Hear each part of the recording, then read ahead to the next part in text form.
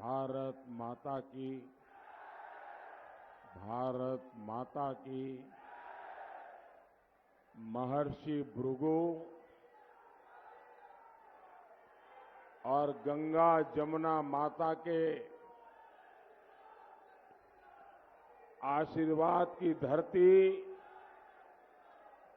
फतेहपुर के मेरे परिवारजनों को मैं प्रणाम करता हूं।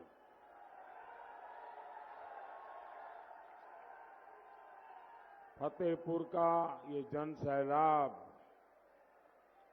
बहुत कुछ बता रहा है। आपका ये स्नेह, ये आशीर्वाद कह रहा है 4 जून को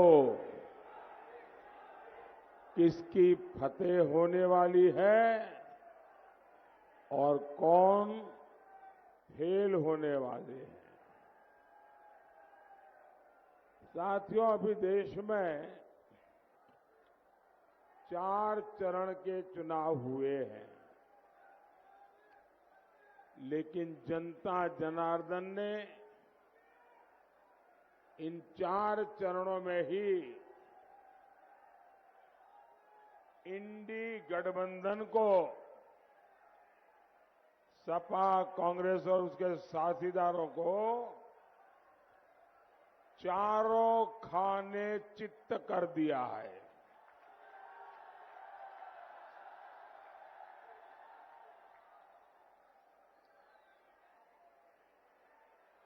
भानुमति का कुनबा बिखरने लगा है। उसने हथियार डाल दिए हैं। बचे हुए चुनाव में कोई मेहनत भी नहीं करना चाहता। इंडी गठबंधन के कार्यकर्ता पहले से ही निराश थे। अब उन्होंने घर से निकलना ही छोड़ दिया है। हारी हुई बाजी को कौन खेले। मैं आपको भीतर की बात बताता हूं। बताऊं?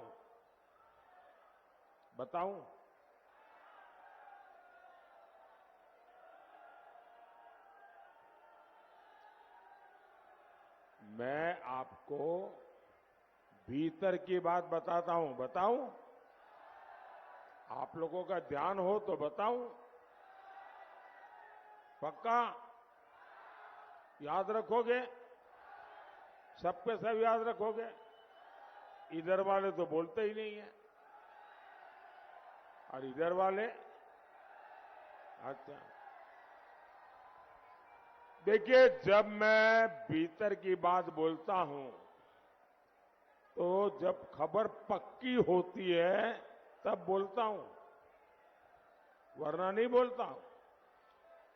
आपको पता होगा, मैंने कहा था ये शहजादे केरल में वायनाड से भागेंगे। भागे कि नहीं भागे? भागे कि नहीं भागे?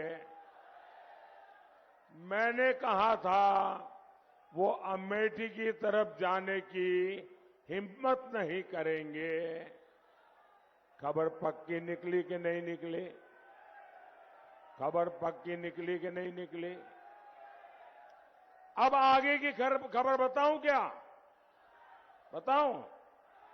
खबर यह है कि इज्जत बचाने के लिए अब कांग्रेस ने मिशन 50 रखा है। मिशन 50, यानी कांग्रेस ने पिछले 3-4 दिन से बड़ी माथापच्ची की और उन्होंने आदेश दिया कि भाई कुछ भी करो, आकाश पाताल एक कर दो, लेकिन कांग्रेस को कम से कम 50 सीटें मिल जाए, इसके लिए अब वो हाथ पैर इधर उधर मार रहे हैं। और इसके लिए भानुमति के कुनबे में हवा भरने की कोशिश हो रही है। लेकिन जिस इंडी गठबंधन की गाड़ी का टायर पहले दिन से पंचर हो, वो कितना आगे जाएगी? एक ना एक दिन उसका भट्टा बैठना ही था और वो बैठ गया।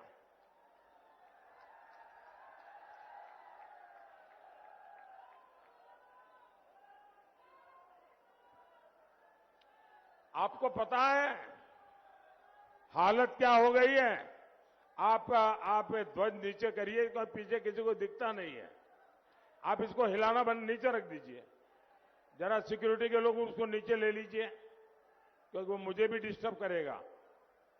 ले लीजिए उनके हाथ में से, लेकर के आगे पीछे यहां लगा दीजिए। शाबाश, बड़े समझदार लोग हैं।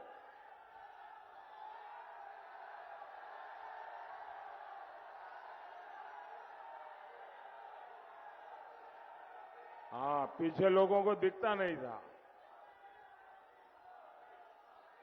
हाँ, बड़े सम्मान के साथ बाहर ले जाना।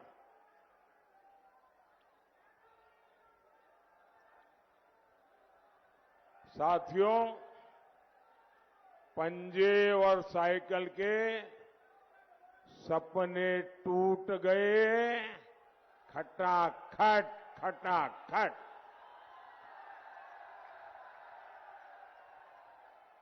अब 4 जून के बाद की प्लानिंग हो रही है कि हार का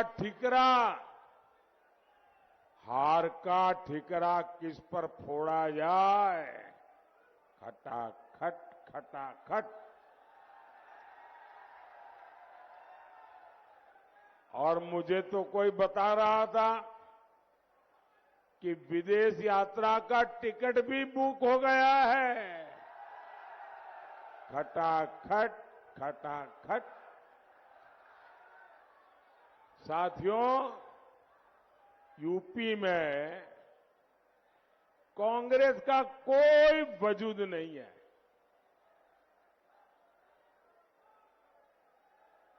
पूरी कांग्रेस परिवार की इज्जत बचाने में लगी हुई है।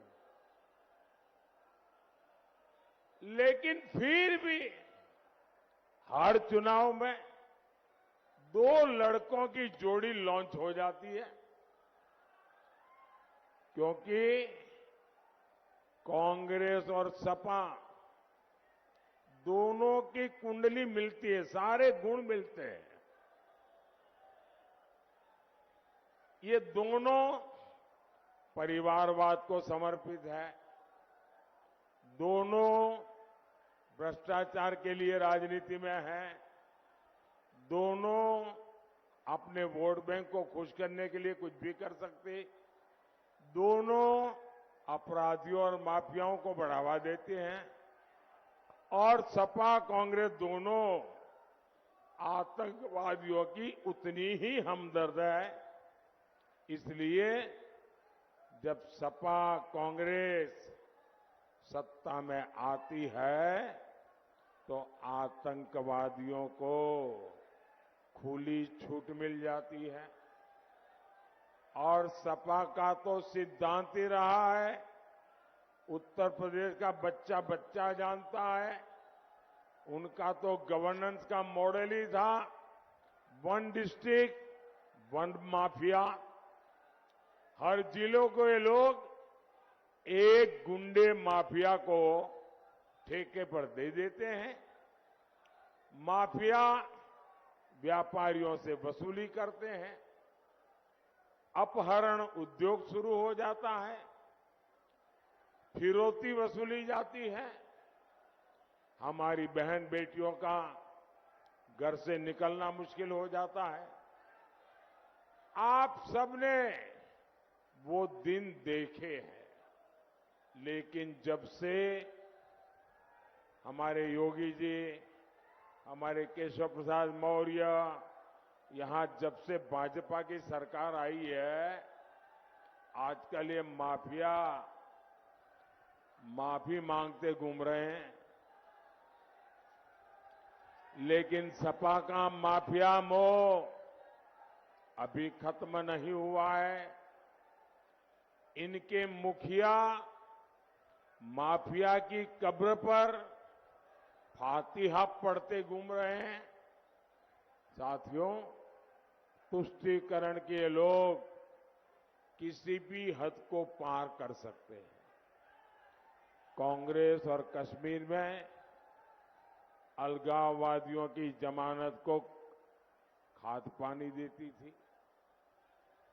पाकिस्तान हमारे देश पर हमला करता था, कांग्रेस सरकार उसे क्लीन चिट देती थी।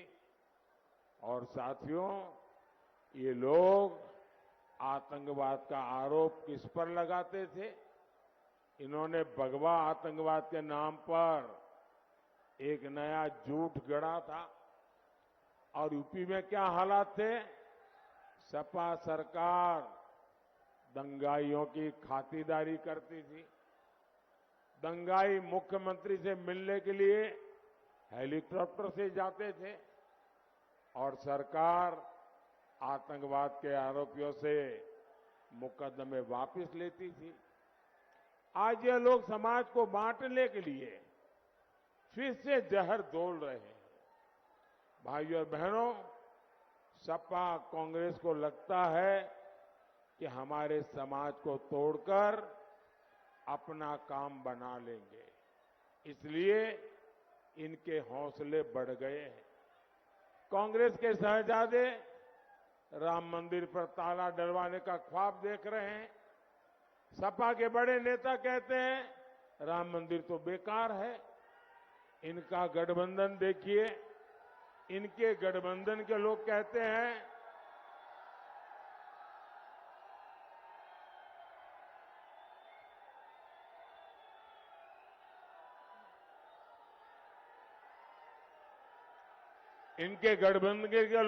हैं कि वे सत्ता में आकर सनातन धर्म का विनाश कर देंगे। आप मुझे बताइए, ये लोग आपके एक भी वोट के हकदार है क्या? इनको एक वोट भी देना चाहिए क्या? इनकी जमानत जब्त होनी चाहिए कि नहीं होनी चाहिए? साथियों, सपा सरकार में यूपी अपराध में टॉप पर होता था, लेकिन विकास में यूपी की गिनती पिछड़े प्रदेश के तौर पर होती थी। लेकिन आज उत्तर प्रदेश में भाजपा सरकार विकास में टॉप पर बना दिया है उत्तर प्रदेश को। आज यूपी सबसे ज्यादा एक्सप्रेस वे वाले राज्यों में टॉप पर है। आज सबसे ज्यादा एयरपोर्ट के मामले में यूपी टॉप पर है। यूपी 7 शहरों में मेट्रो शुरू करके टॉप पर है। यही नहीं, गरीब कल्याण की योजनाओं चलाता हूं, यूपी उनमें भी बेहतर काम कर रहा है। साथियों, जब मैं 2014 में केंद्र सरकार में आया था तो समझा था कि सपा के शहजादे को गरीब के दुख की, उनकी तकलीफों की थोड़ी बहुत समझ होगी। मुलायम सिंह जी के बेटे से मैं इतनी उम्मीद तो करता ही था, लेकिन बहुत ही जल्द सपा के शहजादे से मेरी सारी उम्मीदें टूट गई। मैं आपको एक उदाहरण देता हूं। यहां यूपी से ही हमने गरीबों के लिए पीएम आवास योजना शुरू की थी। ये योजना शुरू होने के बाद देश के तमाम राज्यों में गरीबों के लिए पक्के घर बनाना शुरू हुआ। हमारी सरकार यहां सपा के शहजादे से लिस्ट मांगती रह गई कि यूपी में कितने गरीबों के घर बनने हैं, वो जरा लिस्ट भेजो। लेकिन महलों में रहने वाले इन लोगों ने इन गरीबों के नाम की लिस्ट नहीं भेजी। अगर वो लिस्ट भेजते तो इन गरीबों को पक्के घर मिलते। 2 साल में केंद्र सरकार ने अनेकों बार ये सपा सरकार को चिट्ठियां लिखी, अखिलेश जी को समझाया कि भाई जरा कुछ करो, लेकिन टालते रहे। बहुत मिन्नतें करने पर सपा सरकार में कुछ हजार घर बन पाए। यूपी के गरीब के इस अपमान को मैं किसी तरह बर्दाश्त नहीं करता रहा। मैं जानता था कि ऐसी गरीब विरोधी सरकार को यूपी के लोग उखाड़कर फेंक देंगे, और हुआ भी यही। अब 2017 के बाद से यूपी में जब से भाजपा सरकार आई है, पीएम आवास योजना के घर तेजी से बनने शुरू हुए हैं।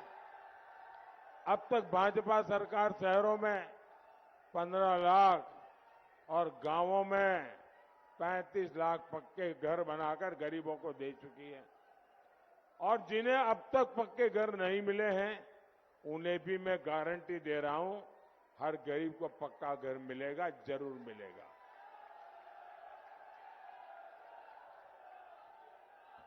साथियों, विकास कैसे होता है, ये फतेहपुर, बांदा और कौशांबी के लोग खुद महसूस कर रहे हैं। पहले इंफ्रास्ट्रक्चर के मामले में इस क्षेत्र को पिछड़ा कहा जाता था, लेकिन आज आप देखिए कानपुर कोलकाता हाईवे अब 6 लेन का हो रहा है।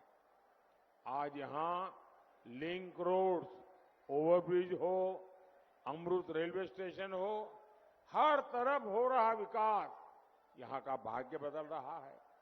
साथियों, पहले पाइप से गैस गिने चुने शहरों में पहुंचती थी, लेकिन अब वही सर्विस फतेहपुर में शुरू हो चुकी है। बाकी जिलों में भी इसका विस्तार किया जा रहा है। यहां सीमेंट फैक्ट्री का काम भी शुरू हो गया है। इससे यहां के युवाओं को बड़ी संख्या में रोजगार मिलेंगे। हमारी सरकार ने एमएसएमई के लिए भी आसान लोन और क्रेडिट जैसी योजनाएं बनाई। उसका लाभ फतेहपुर के लोगों को हुआ है। आप मुझे बताइए, कांग्रेस के 60 साल में आपने ये बदलाव कभी देखा था क्या? सपा के माफियाओं से आप इस विकास की उम्मीद भी कभी कर सकते थे क्या? साथियों, 20 मई को आपका एक वोट देश का भविष्य तय करेगा। यूपी के विकास के लिए मोदी की हर गारंटी पूरी हो, इसके लिए मुझे आपका आशीर्वाद चाहिए।